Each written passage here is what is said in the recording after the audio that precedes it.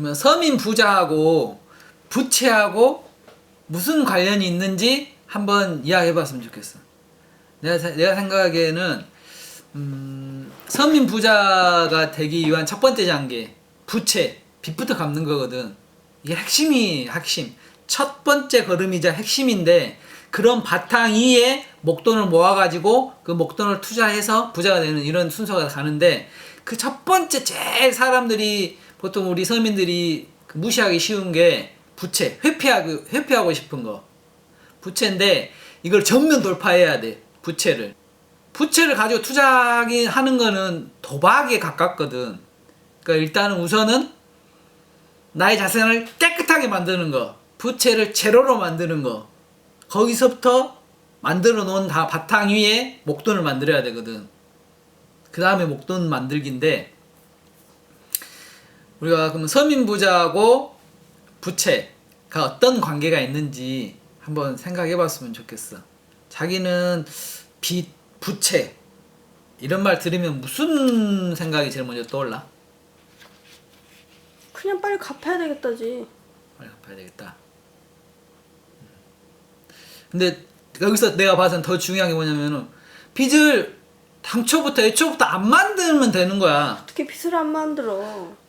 그러면 적어도 최소화시키는 거. 아예 안 만들든지 최소화시켜야 되거든.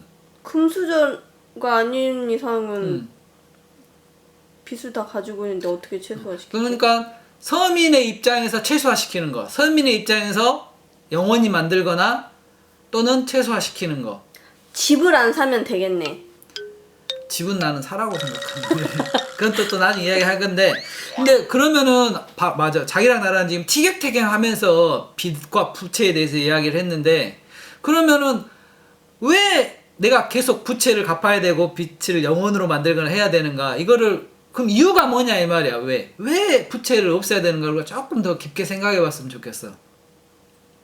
봐봐, 부채가 생겼다는 말은 언젠가는 그 부채의 원금하고 부채를 빌리면 당연히 이자를 내야 되겠지.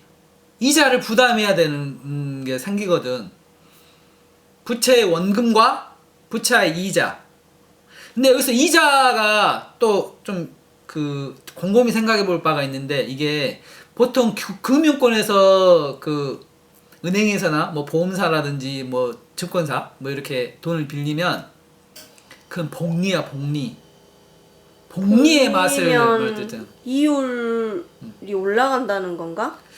그러니까 금리를 말할 때 대표적으로 복리, 그다음에 달리 이렇게 말을 하는데 우리가 쉽게 말하면 제일 처음에 은행에 우리가 예금이나 적금을 넣으면 달리로 보통 이자를 줘. 은행에서. 뭐 2.0%, 뭐 몇 프로 해서 쭉 주는 거 말하나? 요즘에 한 2, 3% 보통 주는데 달리야 달리. 이게 그것도 우리가 보통 복리를 말하는데 앞에 기간을 말하지 않으면 연이 아니야. 1년에 2에서 3%를 준다 이런 뜻이거든. 근데 은행은 달리로 주는데 은행에서 우리가 대출을 받으면 복리로 내. 복리 좀 가끔씩 들어봤지. 복리의 마술. 기간이 길으라면은 엄청난 돈이 되는 거. 근데 또 여기에 월복리로 내거든. 월복리. 여기서 붙는 게 연복리보다 더 돈을 많이 내는 거. 월복리. 우리가 한 달이 되면 사채는 아니지만 그래서 이자가 달리가 아닌 복리로 내야 되고 연이 아닌 월로 낸다. 월복리로 낸다. 그래서 이 금액이 1년, 2년이면은 잘 우리가 인식을 못 하는데 이게 3년, 5년 기간이 지날수록 복리의 마술, 이자를 내는 그 부담이 엄청 커져버리니까. 사채 맞네. 야, 사채는 그보다 훨씬 더 심한 그래? 거고 금리 자체가 워낙 뭐 사채면 뭐 20% 넘는 뭐 적어도 10몇 %, 보통 20%가 넘는 엄청난 금액이고 그래서 한 3, 4년만 돼버리면 원금의 2배가 돼버리고 그런 거는 이제 거의 이제 헤어날 수 없는 수준에 거의 근접해 버린 거고, 그런 정도는 아니지만 우리가 은행에서 돈만 대출을 받기만 해가지고 은행 부채만 생각을 해도 월 복리로 낸다. 그래서 부담이 시간이 길어지면 길어질수록 어마어마하게 커진다. 이걸 좀 생각을 해야 돼. 그래서 우리가 연 복리로 수익을 못 얻을지언정 월 복리로 부채에 대한 이자를 내지는 않아야 되겠다. 그래서 부자 되기 위한 첫걸음, 빚부터 갚자. 부채를 청산하자. 이제 부채를 생각하면서 이게 그러면은 그 이자를 내지 않는 것, 이게 조금 정리해서 말하면은 그 지출을 줄인다는 뜻이거든. 우리가 어떻게 보면 월급을 받아가지고 그 범위 내에서, 월급 받은 범위 내에서 일정 부분은 지출을 하고 남은 금액을 저축을 하는데, 지출을 적게 해야지 자연스럽게 저축액이 늘어나겠지. 그 부자 되는 가장 핵심적이면서도 첫 번째 핵심 공식이 소득은 늘리고 지출은 내리고 이거거든. 그다음에 두 번째가 저축액을 늘려서 그 저축액을 목돈을 만들어 투자하는 거거든.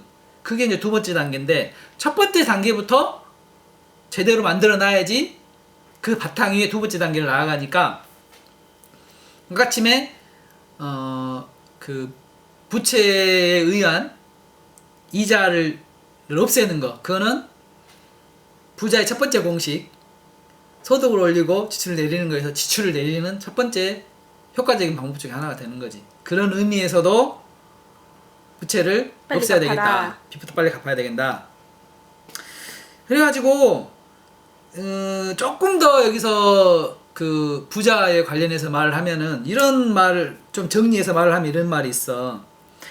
부자 되기의 핵심, 간단히 줄여서 말을 하면 뭐라고 하냐면, 지출 통제를 통한 목돈 마련. 지출 통제라는 아까침에 이 지출 통제의 범위에서 만약에 부채에 의한 그 이자 부담을 없애는 거, 그것도 들어가는 거지. 그 목돈을 투자해서 수익을 얻는 거. 빚을 빨리 갚아서 그 돈으로 목돈을 만들어서 투자를 해라. 빚을 갚으면, 그 돈이 남으니까. 빚을 갚으면 이자를 안 내고, 이자를 안 내면 지출을 줄일 수 있고, 지출을 안 내면 목돈을 빨리 만들 수 있고, 목돈을 만들어야지 투자를 할 수 있는 거니까.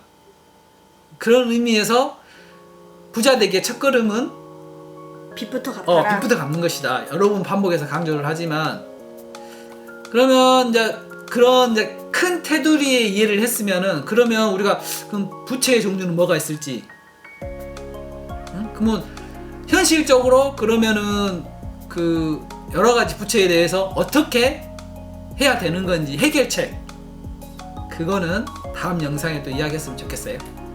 아, 궁금하다. 오늘의 영상은 끝!